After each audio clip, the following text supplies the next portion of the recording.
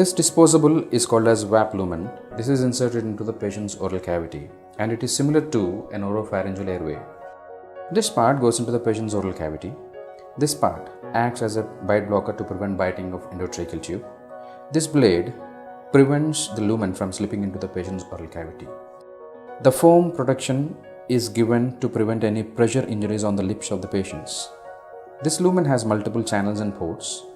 These ports suction out secretions from the oropharyngeal region. These ports from the oral cavity. This metallic tip sprinkles antiseptic solution into the patient's oral cavity to perform a lavage. All these ports are connected through these catheters, and these catheters again are color coded. The length of the oropharyngeal catheter can be adjusted according to the patient's anatomy.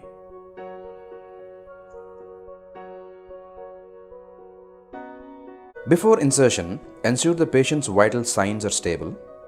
Check the endotracheal cuff pressure according to the hospital protocols. Keep the patient in the supine position and place the endotracheal tube in the midline. Note the marking on the endotracheal tube before procedure. Hold the endotracheal tube steadily along with the cuff inflation and subglottic port tubes with the non-dominant hand to avoid interference during insertion. Pull down the lower jaw. Check if the tongue is in the midline.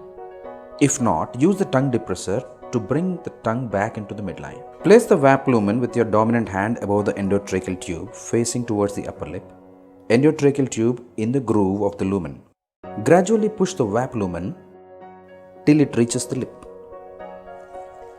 And secure the tubes with the Velcro provided.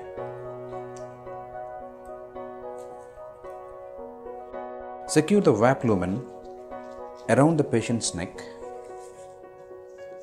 with the Velcro.